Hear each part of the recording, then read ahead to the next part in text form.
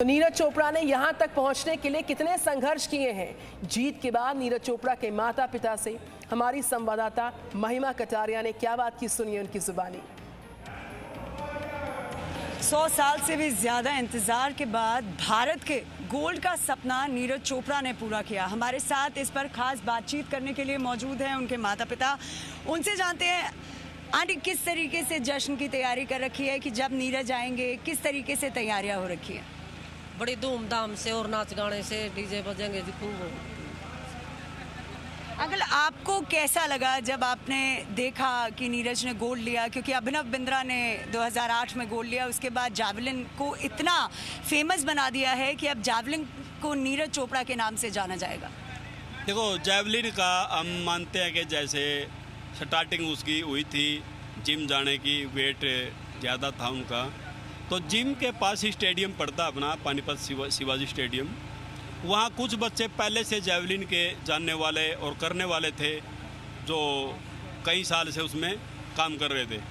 तो ये वहाँ से जिम से का मतलब टाइम बचा के स्टेडियम में जाके बैठ जाता था, देखता था उनको वे थरो कैसे करते हैं, क्या करते हैं। तो फिर एक दिन इनकी मुलाकात है, एक दोस्त इनका जयवीर है जो एज ए कोच भी है, बड़ा भाई भी है और गाइडलाइन दोस्त, मतलब हर तरह की उसमें गुणवत्ता है। तो वो उसको मिला, उन्होंने बताया कि भाई तुम ये थरो करके देखो। तो उसने थरो की, जो उनके माप था कि भाई नया आदमी कितना कर सकता है, उसके अनुरूप इसने कुछ ज़्यादा किया। फिर उनका रुझान इसकी तरफ ज़्यादा बढ़ने लगा, भाई ये बच्चा कुछ अच्छा कर पाएगा, शरीर से हेल्दी भी है, ठीक है। और ये बात उनकी मतलब चलते चलते नीरज के मन में एक बात बैठ गई, एक भाई मैं तो इसी गेम के ऊपर फोकस रहूँगा और यही गेम मेरे को करना है।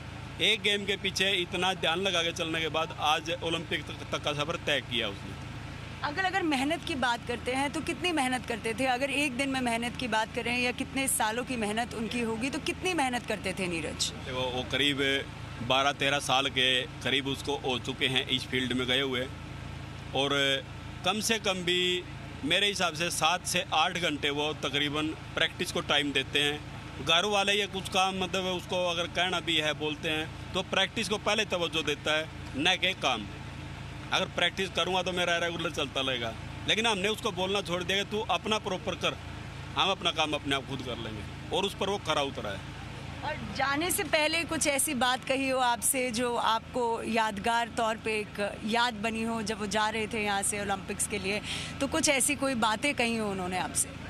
देखो बातें तो उनकी हमसे जो जाते यहाँ से वहाँ के लिए गया था टोक्यो के लिए, तो उनसे बात जो हुई थी तो उन्होंने एक ही भरोसा दिलाया था कि पापा मैं मेडल ज़रूर लेके आऊँगा, रंग का पता नहीं कौन सा होगा, मैं अपनी जी जान लगा दूँगा उसको गोल्ड में बदलने के लिए।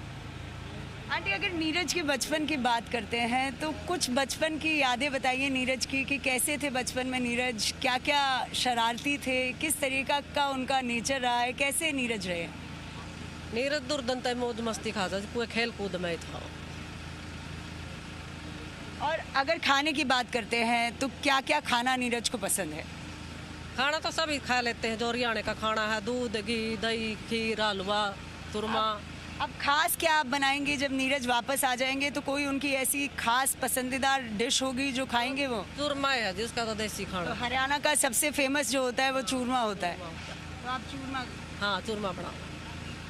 तो देखिए किस तरीके से जो बच्चा एक समय पे अनफिट था, जो काफ़ी हेल्दी हुआ करता था, जो जिम जाता था, और एक दिन ऐसे ही स्टेडियम में गया, बैठा, जैवलिन थ्रो करते हुए देखा और आज भारत का सपना पूरा कर दिया। भारत के लिए 100 साल से भी ज़्यादा का इंतज़ार नीरज चोपड़ा ने पूरा कर दिया। Mahima Kataria, Zee media, Panipat. Presenting B News app, available on Google Play and App Store. Download it now.